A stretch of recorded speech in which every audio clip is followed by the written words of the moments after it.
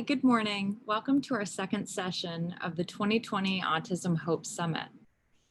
My name is Moira Johnson, and I'm a research associate with the STAR Initiative.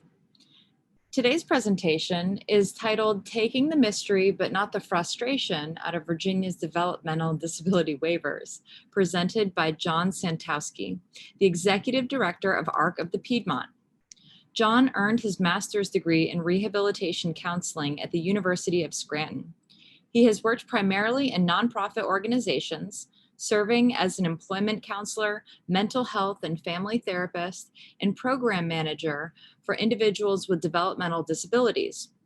John is currently the Executive Director of ARC of the Piedmont, located in Charlottesville, Virginia, and is on the Board of Directors for ARC of Virginia. So I want to let our audience know that you can ask questions throughout the presentation today using the blue Ask a Question button below the live stream, and we'll leave some time at the end to address those questions with our presenter. So thanks for joining us today. And with that, John, I will turn it over to you. All right. Well, thank you very much, Moira. I appreciate it. And I'm going to jump right into this in just a second here. Let's go ahead and bring this up.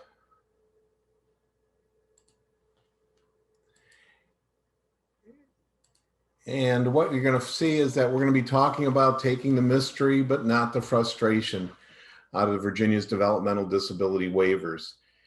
Having worked in the field for quite a long time, the waivers are both, both a blessing and a curse at the same time. This is the primary method of paying for services for people with developmental disabilities, not only in Virginia, but around the country. But there's a lot of confusion and a lot of frustration over how this works. So as you can see, this is probably a very valid explanation of what it's like when you're entering the waiver world.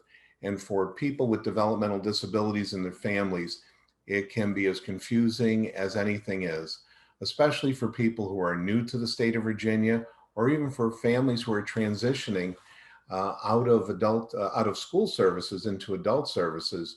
You're going to find that getting into the system, managing the system, and finally receiving a waiver is very, very difficult at all times.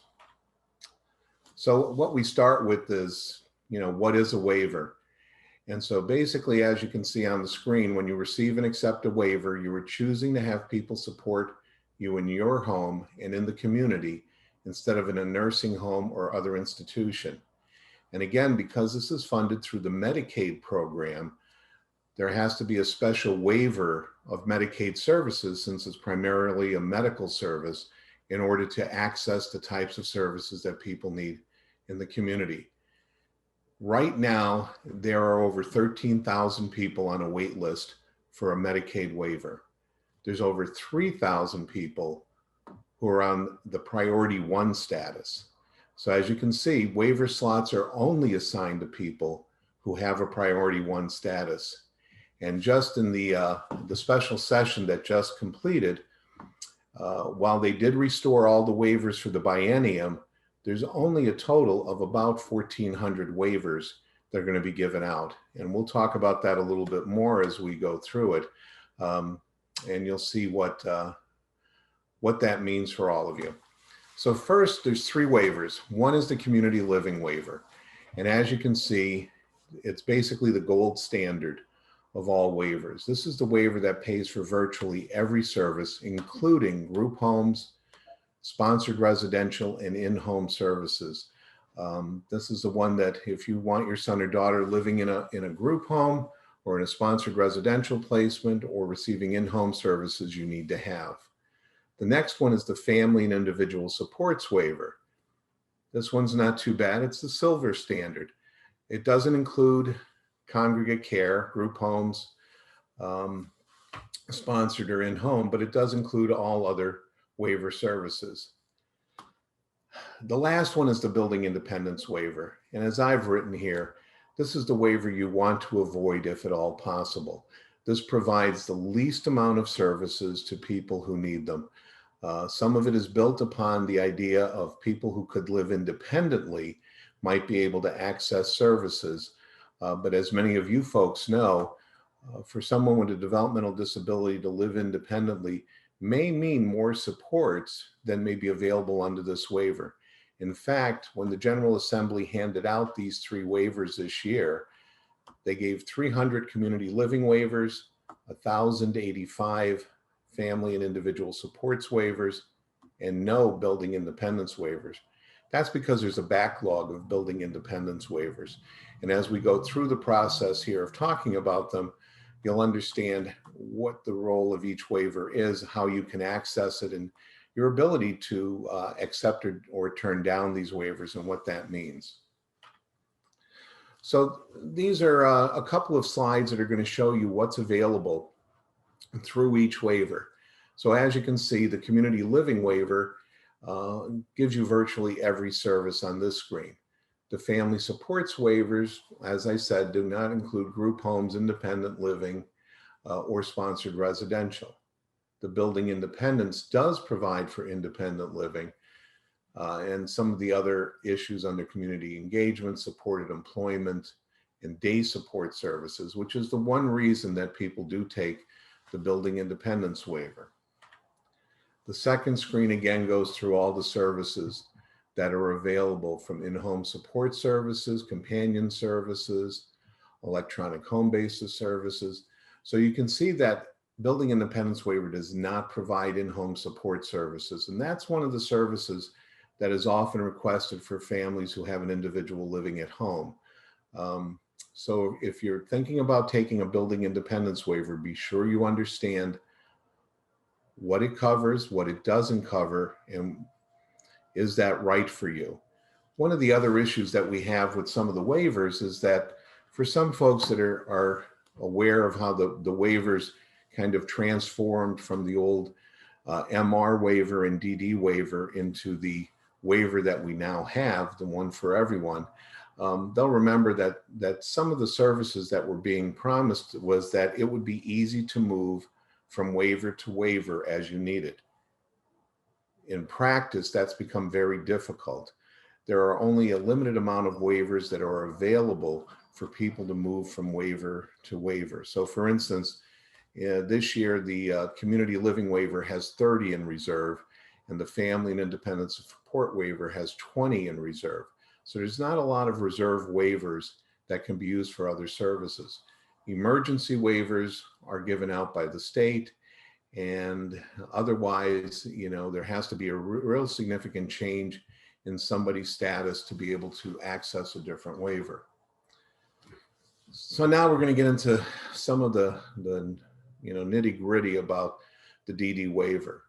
So first of all, many of you may be already aware of it. For you that aren't, you have to meet the definition of developmental disability, which means in essence that you have a disability that affects your ability to live and work independently. So I listed out for you, what that developmental disability definition is. As you can see, and many of you are aware of it, it has to manifest before the individual reaches 22 years of age, is likely to continue indefinitely. There's substantial functional limitations. An individual from birth to age 9 inclusive who has a substantial developmental delay may be considered to have a developmental disability without meeting 3 or more of the criteria described in clauses 1 through 5. If the individual without services and supports has a high probability of meeting those criteria later in life. One of the things you're going to find as you're going through the waiver world is there are a lot of definitions. There's a lot of keeping track of how to apply for things, doing it properly. And as we go into this a little bit further, I'll be showing you that. One of the other things in meeting the eligibility requirements is you have to meet the functional criteria for the VIDES, which is the Virginia Individual Developmental Disability Eligibility Survey. And I have that coming up in just a slide or two. One thing to remember, though, is that you do not have to apply or be enrolled in Medicaid when you apply for a waiver. So, and parent income is never considered for Medicaid waiver eligibility. So at times, parents' income is considered. If you're accessing some services, it could be Medicaid, it could be the Department of Rehab Services, and you have to be really conscious of that. However, to utilize the waiver, the individual has to apply for and qualify for Medicaid if they're not already enrolled in Medicaid. So the state of Virginia has certain rules that are put into place that at times can be very confusing and difficult for people who are not familiar with these systems to walk through. So the gatekeepers for the developmental disability waivers are case managers at the Community Services Board. So in our area, Region 10 is the Community Services Board that services our 5-county area in the city of Charlottesville. So again, the service staff at the Community Services Board are the ones who are going to determine if you meet that definition of disability, developmental disability, and if you meet the functional criteria as assessed on the VIDE screening tool.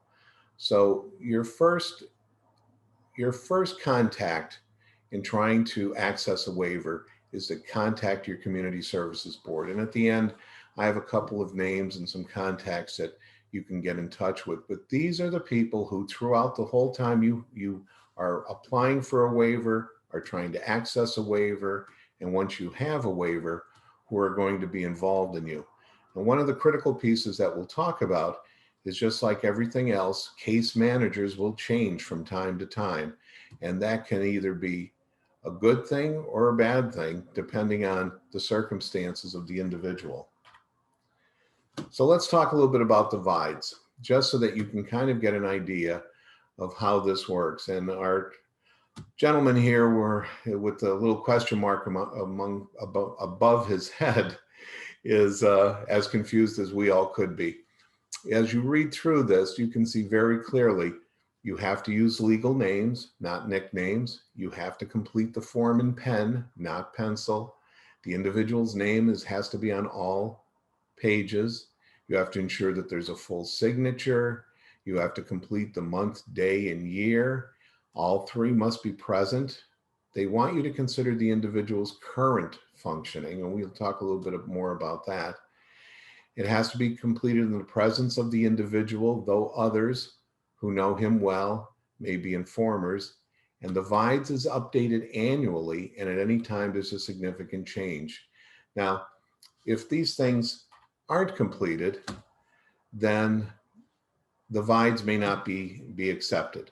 So you have to be sure that when that form is being completed, that you do it precisely the way that they lay it out for you. Now, what they're going to be asking you is that you have to meet the criteria in 3 or more of these following categories to justify the need. So you have to meet the level of care, basically, for people who are going into nursing homes or would have gone into an institution or what's considered an ICF, an intermediate care facility. So it's a higher level of need than just living in the community in order to qualify. And I have some examples of what questions they'll be asking you, but as you can see, you're talking about health status, communication, task learning skills, personalized self-care, motor skills, behavior, community living skills, self-direction. And it tells you what the score has to be on each one of those questions in order to qualify for that. So let's move on for a second for task learning skills. And they're asking, how often does this person perform the following activities? And then please put the appropriate number. Regularly, 2 is often, 3 is sometimes, 4 is rarely. Now, the key to all of these questions in each one of these categories is, as a parent, as a caregiver, it's really, really difficult sometimes for us to be able to objectively answer these questions because we always like to put people in the best light possible. We remind people all the time that when you're completing this form, let's look at what is the most difficult day that you have. Even though you're going to be asked, oh, what do they do typically or currently, you need to really think about what can and can't a person do that is going to affect whether or not they qualify for this. So let's look at that first one. Engage in purposeful activities. Age-appropriate activities that result in an outcome for at least 5 minutes. And then you see, consider the individual's ability to maintain consistent focus and stay on task independently without distractibility while completing the preferred or non-preferred activities to include but not limited to activities of daily living.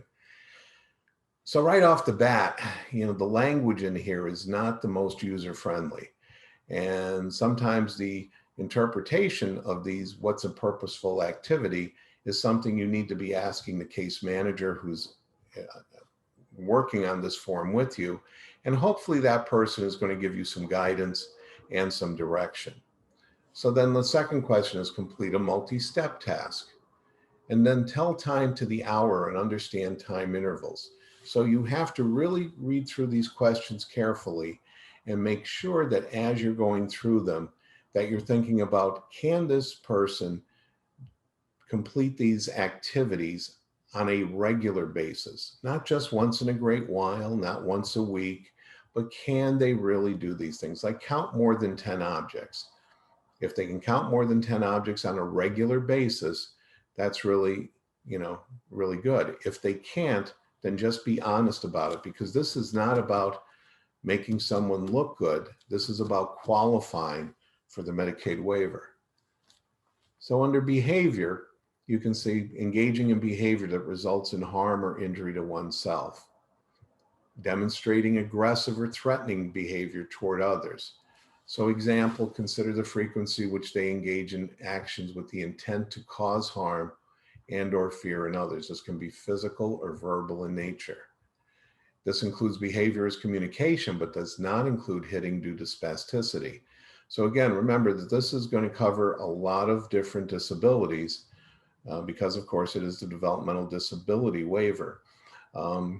Individuals with autism are going to have different levels of answers on these questions than someone who has cerebral palsy or has an intellectual disability or has another type of developmental disability. So again, you have to be very conscious of the individual you're either living with or you're applying for services for, and trying to be sure that you're looking at this in, I don't want to say the worst context, but let's not sugarcoat anything when we're doing this. And again, if you don't understand the questions, ask for them to be clarified and make sure that we're getting all the answers we need. This one is on community living skills. So again, preparing simple foods. Can they prepare meals that do not require mixing or cooking? Well, they may be able to make a peanut butter and jelly sandwich if someone gets the peanut butter and jelly out for them, opens the loaf of bread and put two slices of bread on a plate, and has the knife available for them and opens the bottles of both things. Well, that's not really preparing a sandwich. An individual needs to be able to do that independently. So again, think through what's happening with that. And just because they can put peanut butter and jelly on a sandwich and then close it up and cut it in half doesn't necessarily mean that they can prepare simple foods. So the same thing is with using a telephone.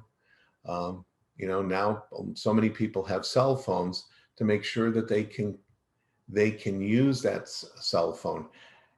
It may be pre-programmed, it may have 911 put into it, or it may not. They should be able to do some of those things because they may have to at some time pick up a phone that doesn't have any of those things and know how to call someone and get in touch with them. So again, be very, very conscious of how you're reading these questions and how you're answering them.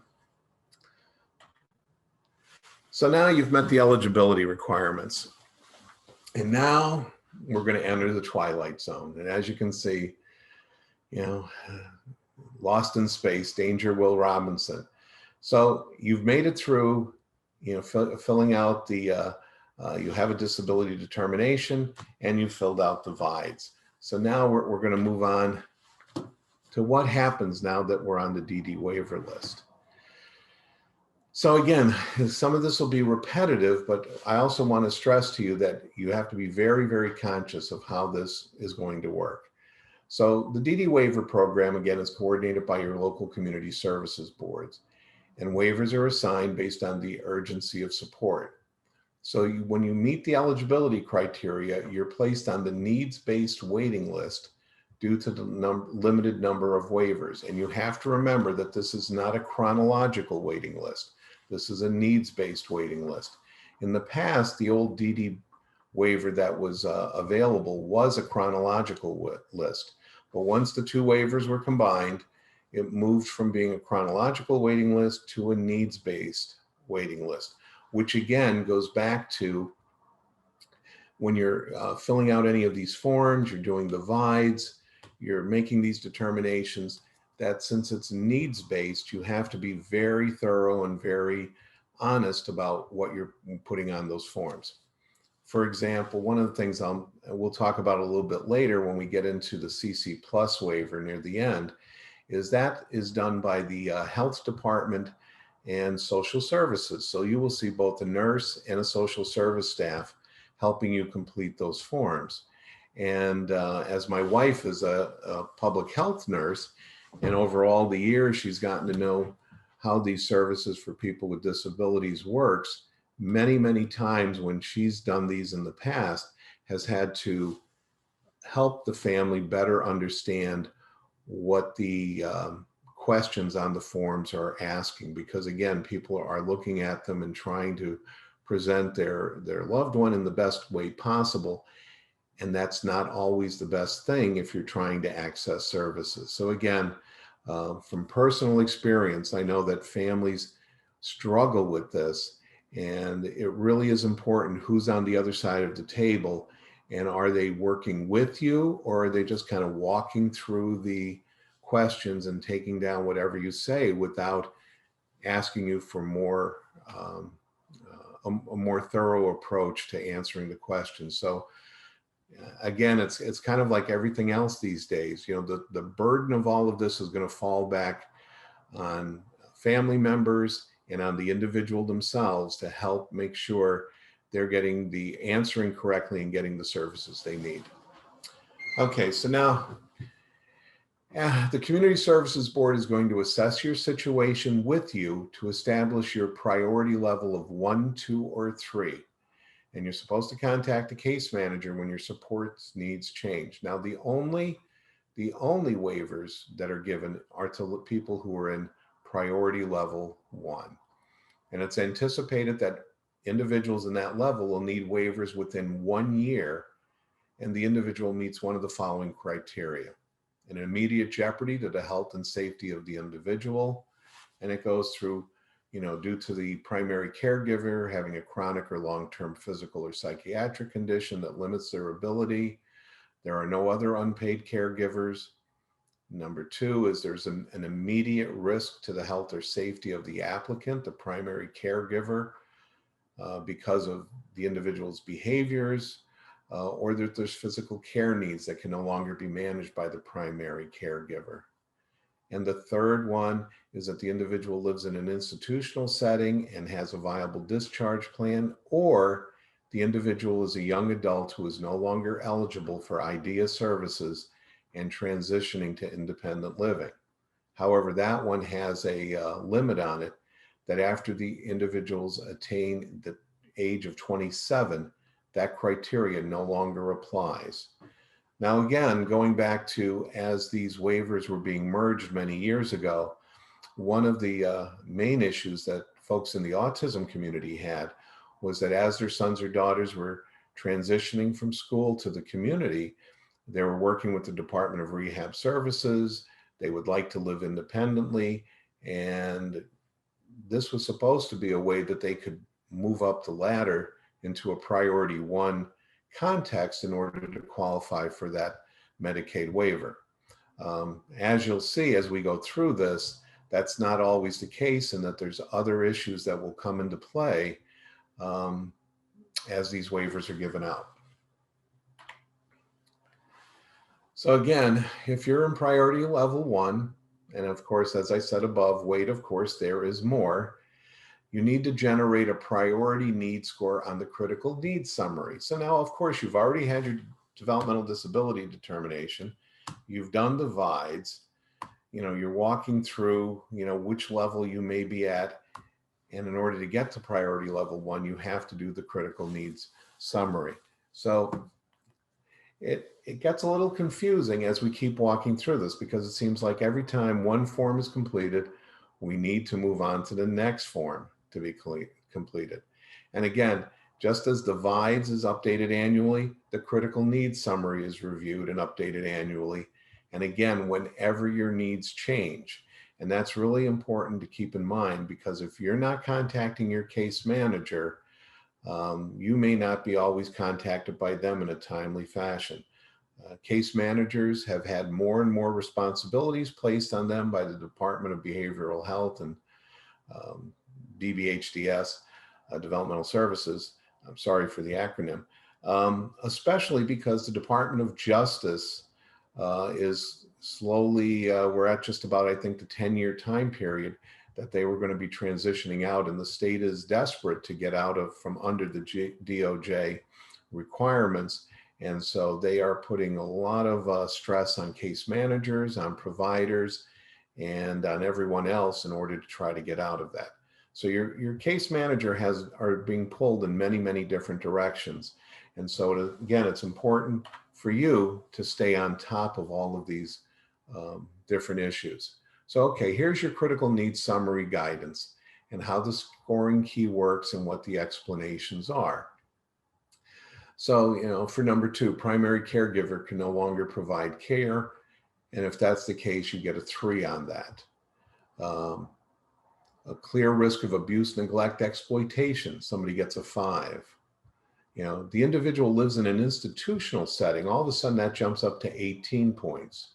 Or if the individual is homeless, or they're facing imminent homelessness.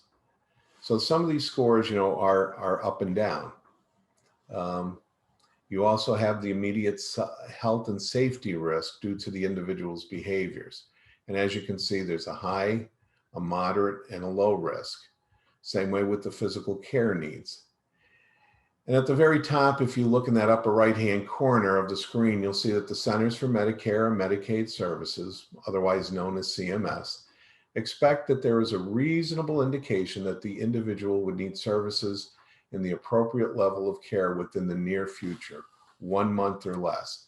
So again, there's a real need for everyone to be conscious of what these limitations are and be conscious of being honest and accurate when you're filling out these forms. As you can see, number 8 is the individual is a young adult, no longer eligible for IDEA, and you get 5 points for that.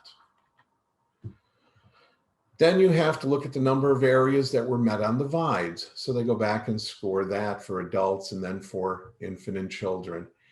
And then there's some environmental concerns, poor condition of the current living situation. There may be caretaking responsibilities for other folks. The home or neighborhood causes issues of concern. And so all of those points together are, have to be added up and will give you your determination. And it is important that you keep a copy of all these forms. I can't stress enough. It's kind of like expecting the IRS to show up for an audit. Make sure you keep copies of all of these forms, because if there's a question or something has changed, you want to have that available to you. Well, and Daffy says it quite well. If your head is not spinning enough, when the waiver slots are available for assignment, individuals with the highest priority needs scores in each local CSB are considered for a waiver. Now remember that when these waivers are given out at the state level, the General Assembly will hand them out. They are distributed among the entire state. So if there's 2,000 waivers for the state of Virginia, Region 10 may only get 8 to 10 of those waiver slots in a given year. Somebody like Fairfax may get 40 waivers in a given year because each community services board is going to get a certain allocation of each waiver, community living waiver and FIS waiver. So let's say Region 10 got 10 waivers. Well, 7 of them might be FIS waivers and 3 might be community living waivers, or maybe only 2 will be community living waivers, which means that if someone needs a group home type service, there's not exactly a lot of slots available. So now you're in the pool of people with the highest scores. So your case manager will prepare a written summary of your needs and situation on the slot assignment review form. And of course, we'll go over the slot assignment review form so that you can see that as well. Now, you got to remember that the priority 1 scores are relative to individuals in priority 1 only at your local CSB. So you are only competing with individuals within the Region 10 Community Services Board area. But that, remember, includes Greene, Louisa, Nelson, Fluvanna, and Albemarle County, plus the city of Charlottesville. So again, if there are 10 waiver slots available, there may be many, and there are many more than 10 people who are seeking those waiver slots. So once that slot assignment review form is completed, it goes to the waiver slot assignment committee. And the committee reviews the anonymous slot assignment review form that are in the pool. And then the waiver slot assignment committee scores each individual to determine who will be assigned the waivers. Of course, emergency waivers are assigned by DBHDS, and you have to meet an emergency waiver criteria. And then, as we said, there are a very limited number of those emergency waivers. So it's like slot assignment review form, waiver slot committee. I've already had to go through the DD application form. I had to go through the VIDEs. I had to go through the critical needs summary. Now I have a slot assignment review form. And of course, the answer is yes, you do. So again, now this is going to be completed by the case manager and should be done with you.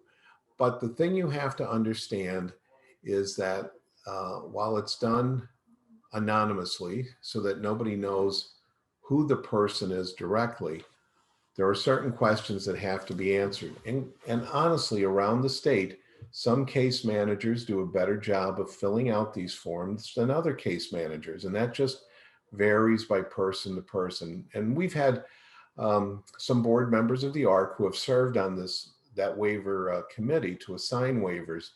And they said it's apparent that some case managers are terrific at describing the needs very clearly and very accurately, and other case managers just are not able to do that. Now, that might be because some of them are new, some of them don't really know the individual that well, or just may not be up to speed on these things. So again, it's really, really critical that you try to help them have these forms filled out as thoroughly as can be before they go to the committee. So again, you can see, indicate which of the priority 1 criteria were met. So an immediate jeopardy exists, immediate risk, the behaviors presenting a risk to self or others, physical care needs, institutional setting. So they really have to describe how those things were met. And as we all know, if I complete a form, I may be very thorough in what I say. Other people are very to the point and may not give the thoroughness that might be needed. So then you have to look at the risks to the individual's safety in his or her present environment. So again, you're looking at physical aggression, property damage, verbal aggression. And again, the individual who's completing the form has to be very thorough. Your community integration needs and social isolation issues. So if you're living at home and you're not going out to see people, that may rank one way. If you live in an institution, that's probably going to rank another way. It depends on whether or not you have elderly caregivers. And I will tell you that elderly caregivers by itself will raise a person's priority needs, considering what their health and issues are, as opposed to a family whose parents are younger and not having all those same issues. So then we go down to number 6, and we're saying what resources have been sought and or are received to address the needs of the individual. And this is where we get back to the what used to be the EDCD waivers and the EPSTD diagnosis treatment. Are you getting any individual and family support funds? Do you go to summer camp? Are you getting CSA funds and services? Are there a housing voucher? All of those questions have to be answered. And again, there's a reason why somebody may be receiving those services. So we want to be real clear as, again, the case manager, as to why you have them, what's going on with those services, and make sure that we're being as detailed as we can be. And again, I apologize for all the words, but let's take a look at this. So again, number 7, describe the primary caregiver's ability and challenges to providing natural supports. Transportation, supervision, community integration. If that's happening on a regular basis, it's not going to carry as much weight as someone whose caregiver is not able to do those things. Are there other natural supports? Natural supports are always really critical. Does the person attend church? Do they have a supportive church community? Do they go to the gym? Are there other family members, cousins, friends, all sorts of people, Special Olympics, that are going to be supportive of that individual? And then number 9, in the person's own words, where would he or she like to live and with whom? I would say that most people, if they had the chance, would like to either say they'd like to live at home or they like to live on their own. If they have brothers and sisters that are independent, that's what they're going to say. They're going to say they want to live on their own. You have to be conscious of making sure that the person understands what living on their own or living at home or living in a group home really truly means, because we see just from our experience here at the ARC that folks don't always really understand what that means. They might say they like to live somewhere, but they really don't understand the implications of what that is. So again, be very, very conscious. Same way within the person's own word, what would he or she like to do during the day? Most of the time, people would like to go to work, which is something, again, that I think everybody should have an opportunity to pursue. There's a little bit of money under Medicaid waiver for supported employment. The state of Virginia doesn't use it as much because it's woefully inadequate to pay for the type of supports services that supported employment needs. So most people will go through the Department of Rehabilitative Services, or DARS it's called these days. And that's where they're going to have to apply for services and they'll receive services. So the issue here, of course, is that, DARS is always opening and closing their categories of services. They're limited by how many hours of service are allocated by the DRS counselor.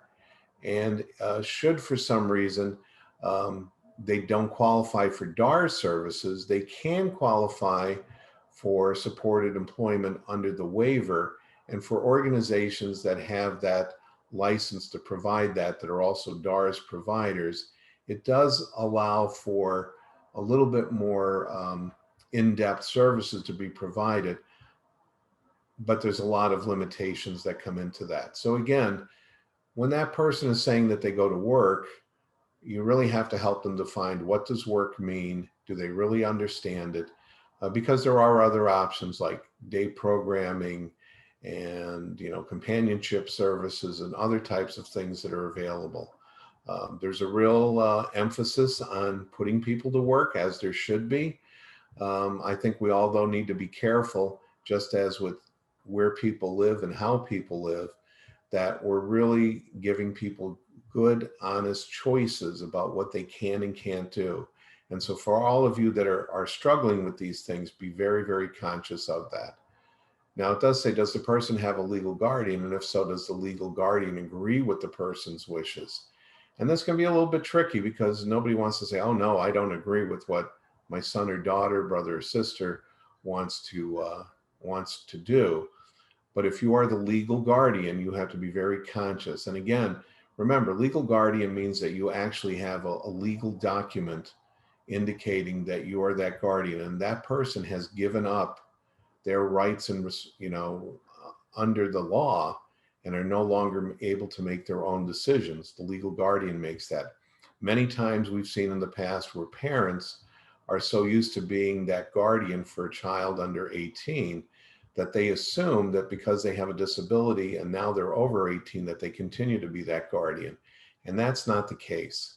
Once that child hits 18 years of age, unless you have legally been declared their guardian, they are now their own legal guardian and technically are able to make their own decisions. Number 10, what if anything will occur in the next 30 days if this individual is not awarded a waiver slot? And again, think about that. What kind of services are going to happen, or what will happen if this person is not given a waiver slot? Families are amazing things, and all sorts of supports can fall into place. Not always the best supports, but many times we make things do when we're under the gun like this. But as you can see, these are not easy questions to answer. And again, you really have to be thorough and conscious of each one of those. Number 11, identify only those waiver services that best meet immediate needs. So you have to go through this whole list of services: community coaching, crisis support, environmental modification, independent living, non-medical transportation. I love that, non-medical transportation, electronic home-based supports. So again, it almost requires, a bachelor's degree to go through this. So again, you're hoping that folks are helping you understand this, and that you thoroughly look through these and answer them to the best of your ability. So then we get that individuals who are in the pool of those with the highest scores in the CSB are reviewed by the waiver slot committee.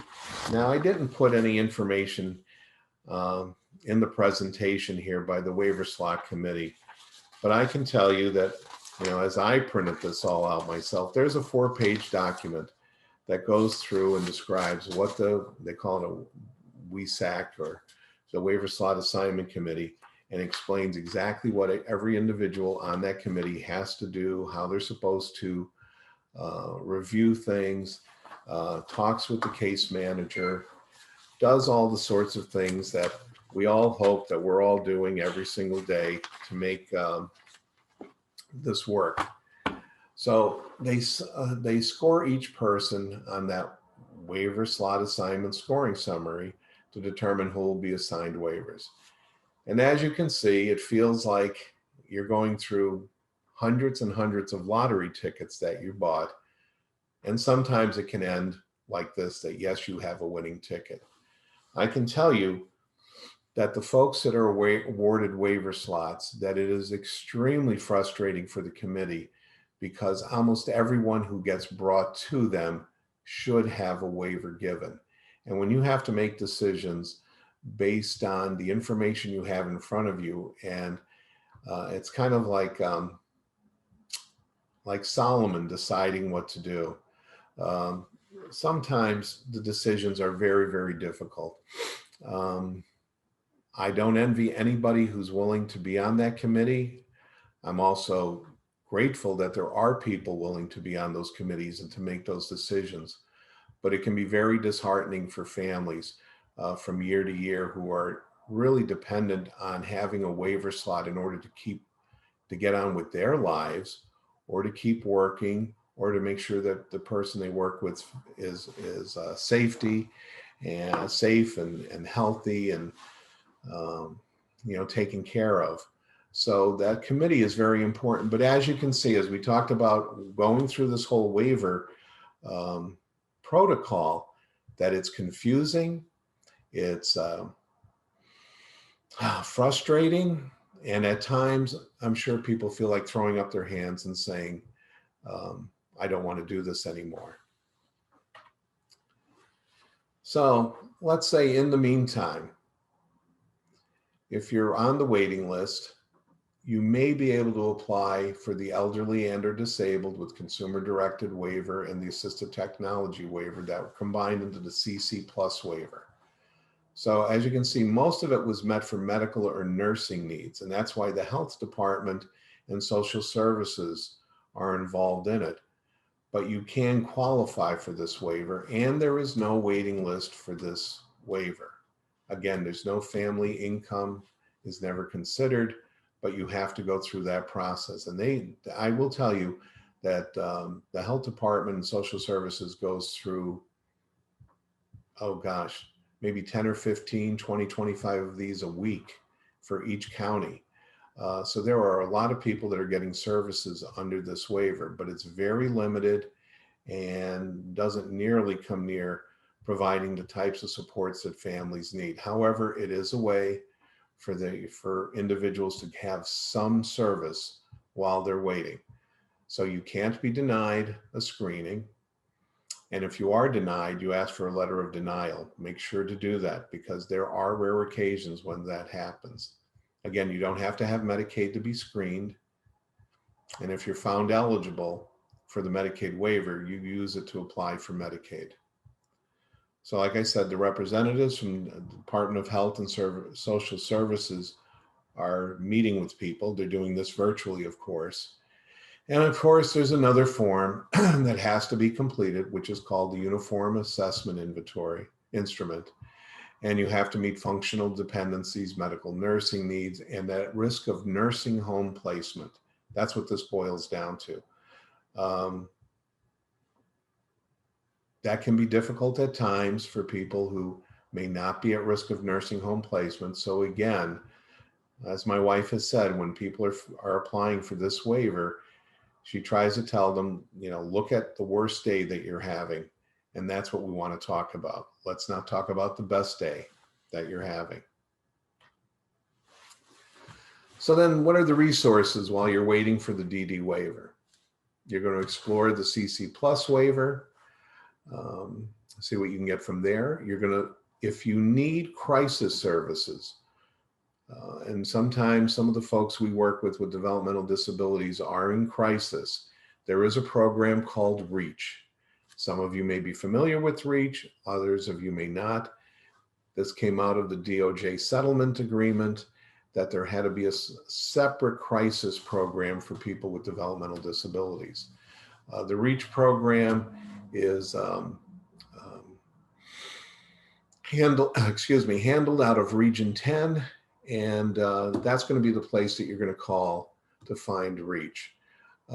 They service a large area from Lynchburg up almost, I think, to Winchester.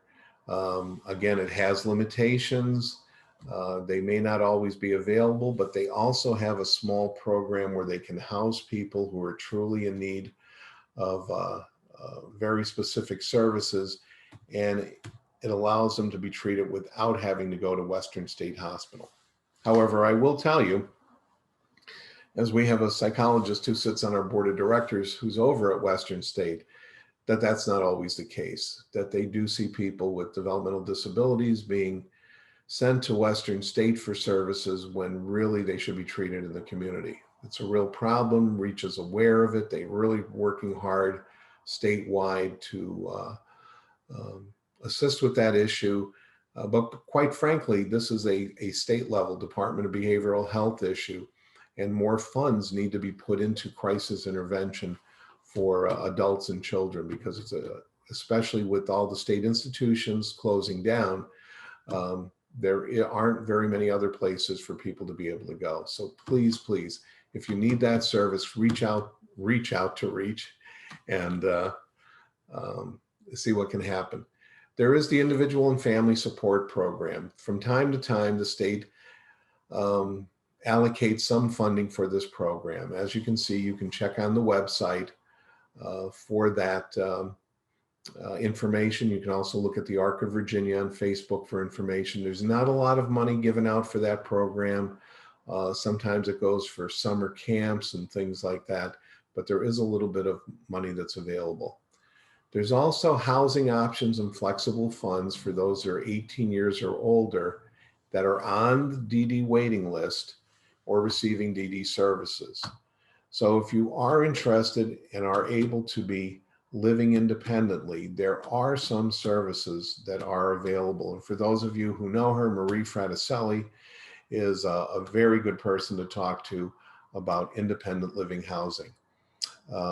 Again, you have to just be very conscious that there's limitations to all of this. Service providers may or may not be available in the area that you're looking for to apply for, but it is something that the state is trying to emphasize more and to try to put more money into. So finally, and I think these two gentlemen, as they stand there, sum this up completely. When you put it like that, it makes complete sense. So I am sure that as I've spent the last 40 minutes or so talking about Medicaid waivers, that it has been clear as mud to everyone, and that, you know, your eyes haven't glazed over and you're all excited and just willing to move forward. At the same time, I share your frustration and I share your, I guess, you know, reaction that this really can't be as complicated as it seems to be. And all I can say is, when you put it like that, it makes complete sense. So then, if you need additional information, you can reach out to me at the ARC of the Piedmont. My email address is there. You can reach out to Lucy Cantrell at the ARC of Virginia. Her email is there, and Lucy knows Medicaid waiver better than anybody else in the ARC system in the state. She does programs on all the time and is very, very knowledgeable.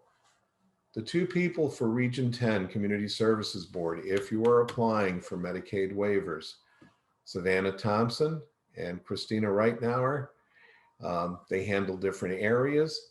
Both of them have their email addresses there, and I am sure if you call Region 10 that people will put you in immediate contact with who you need to have. And with that, that's going to be the end of the presentation that I have. Hope you enjoyed it.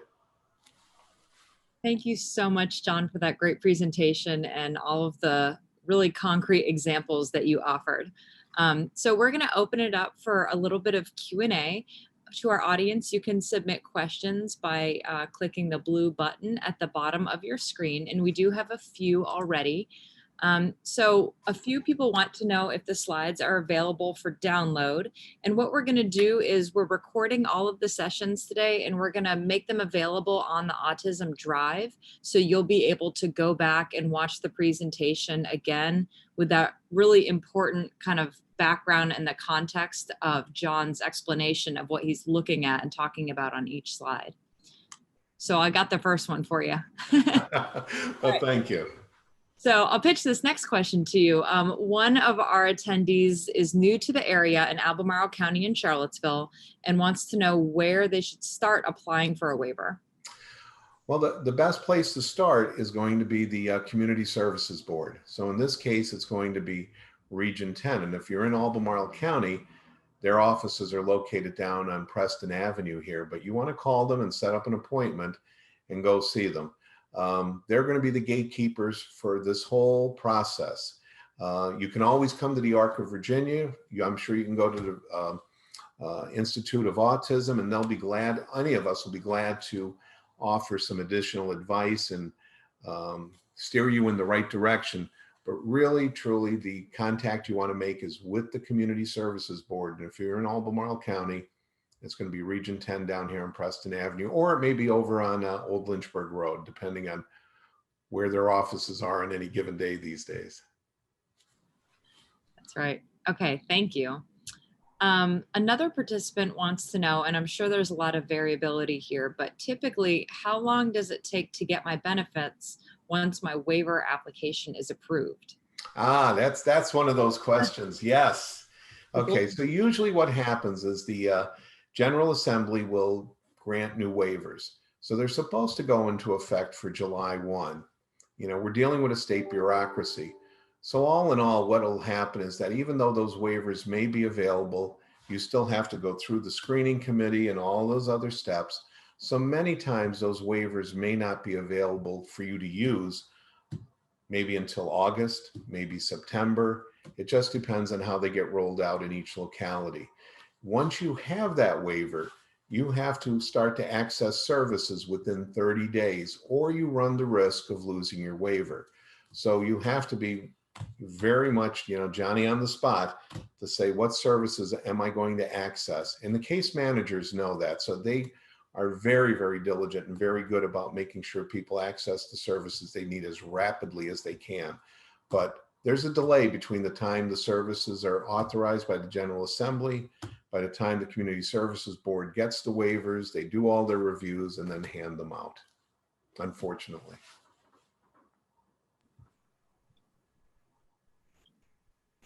All right, thank you.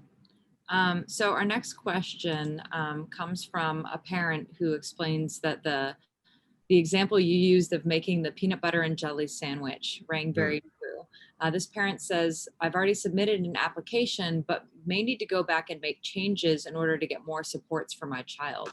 So how would they go about doing that? They're going to need to talk to their case manager about that.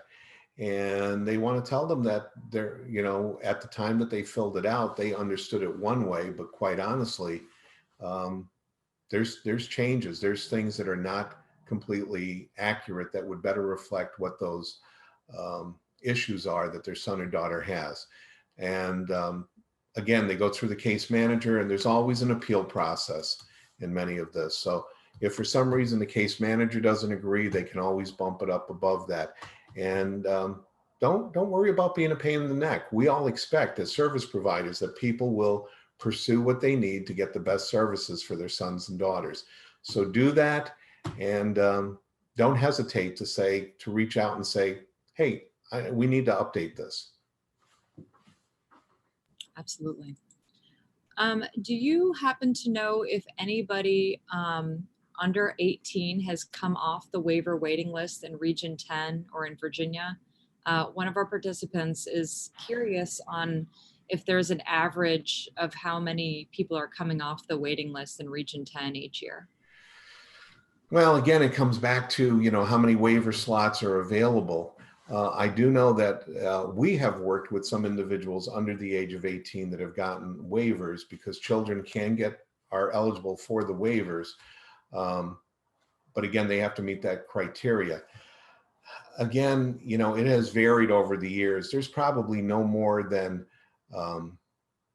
20 to 25 waivers in the best of years that are handed out for the Region 10 area. And most of the time it's probably in that 8 to 12 or 13, not considering a couple of other waivers that may come open when people move out of state or whatever because these waivers are not transferable between states. So just to back up a little bit, somebody who comes here from New York has to go onto the waiting list, even if they had a waiver in New York. And if someone had a waiver in Virginia and leaves Virginia, they may need to reapply as well. But I don't actually know how many people over the age of 18 immediately start to get waivers. And that's a frustration. There are some, they typically have higher physical needs, medical needs, personal care needs, caregiver issues, things like that. For the person who's coming out who has let's say a diagnosis of autism, who might be able to live independently, who should qualify for a waiver and be able to live and work on their own, I'd say it's far and few between. And that's a real frustration, I think, for folks who are dealing with autism. If you have other types of disabilities, the way the system is put together, the more disabled an individual is, or the higher needs that they have, or the age of the caregiver are all going to factor into that. So stay in there and keep pushing and keep asking questions. And that's when we need people to talk to their legislators to make sure that we're getting what we need at the state level. Yeah, that's a great call to action. Thank you.